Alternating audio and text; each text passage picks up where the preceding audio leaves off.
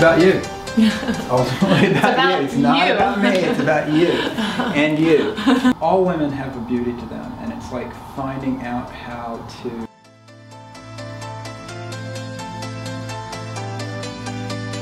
Could you tell us some of the early story? Oh, that's a good one.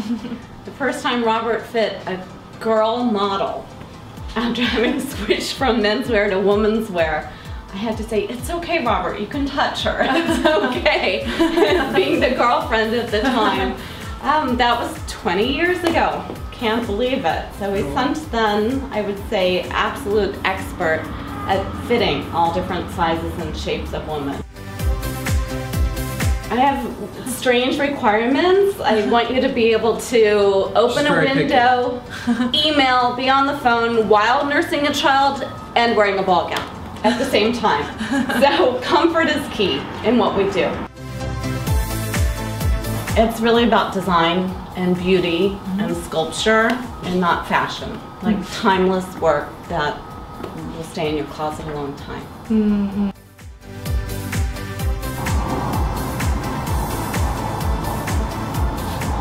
It's a magnificent view that you have and this big open space. Why did you choose this space?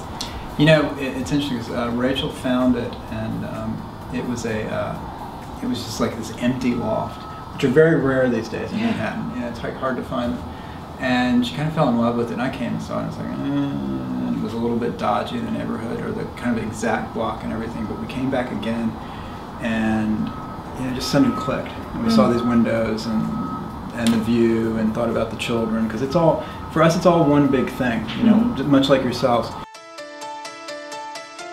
Tell us about your mom and your dad, and I think your mom was a pianist, right? My mom's a pianist, my father's an organist, or a harpsichordist organist. So there's definitely this musical, and then we have grand aunts and grand uncles and stuff who are also musicians. So it's definitely a musical family. And also, it's a Southern family, and there's always been a lot of craft and, you know, kind of like hand things. Like my father and I, who's the harpsichordist, when I was a very young boy, he built a harpsichord. It was a kit that we got in the mail down in South Texas. And I remember that was very kind of like formative for me, seeing how you could construct a harpsichord. Well, you know, what do you understand? I was like 5. I don't know how much I understood of the harpsichord and constructing it, but the concept that you could make something, that you didn't just have to buy things, but you could actually build things, you could design. I always loved buildings and architecture and form and construction. I was always in love. There was a book I got when I was maybe a young teenager, and it was about new interiors for old buildings, and it was that kind of mix of the two things. But when I was in architecture school, what I figured out was that I really didn't, that being an architect was probably not right for me. Something about, you know, the combination of it being so many people involved in the project, and at that time I had also learned that I really love to make clothes, and so that was kind of like a no-brainer going into that, and thinking like, well, you know, it's a different kind of architecture, but it's still architecture. It's called the Samara, and it was kind of an accident, like a lot of great things. It was another gown that I was working on, and I was trying to get it to fit the form. I was having a little trouble with that, and I made a pleat here on it to make it come in towards the body at the waist, and that wasn't enough, and so I made another pleat, and it was even better. And then when I put the third pleat in, all of a sudden I realized that, you know, I could fix the pattern for that dress, but then there was this whole other thing going on, and you could continue on with that. And so, you know, immediately I took the muslin, and it's actually right over there, but I took muslin and just started pleating and pleating and pleating.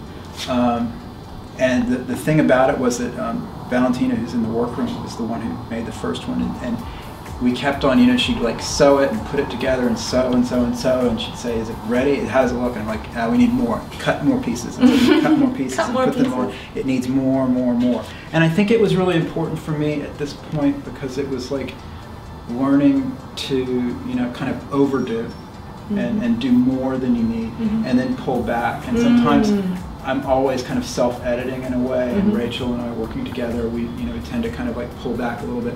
And this one was really one where we didn't pull at all, and it was like very kind of liberating in a way. Could you tell us about this piece here? This is the Eliza, and I took a trip to Tokyo a few years ago, and I got a lot of ideas coming from that. One, a wrap corset, which you can see over here, I'll show you in a minute, from looking at Japanese medieval armor and kind of warrior dresses, or warrior clothing. And then this idea was just from walking around in Motosando and seeing lanterns that were there, and just, and they're Chinese lanterns, they're not actually Japanese. But it was that idea of these pieces of paper that pull apart, and it's like a honeycomb. We call it honeycomb. So it's like a lot of things I do, it's developing a technique which becomes a motif, and that we can use over and over again in different ways. Like this one right here is a short version, and it's the same kind of technique. Right here you can see. It's like a blanket that unfolds and becomes this big skirt. Yeah, when you look at it this direction. It's actually easier to see on this one. You can see the real honeycomb effect. It's a stack, and it just pulls open like that, and then we wrap it around, and I figured out how to make that. And then kind of going from there to this black one that you have on, the Eliza, and it was about that effect, which you can see inside here. It opens up. This is a little dirty here, but like opening up like that. That's amazing. But then I kind of went into all the edges and made the edges all round, so they're all these different pieces. And so we get this kind of effect here, which is just, the idea of kind of going back to randomness and organic kind of quality. And that's the real trick. Is making things, work for women.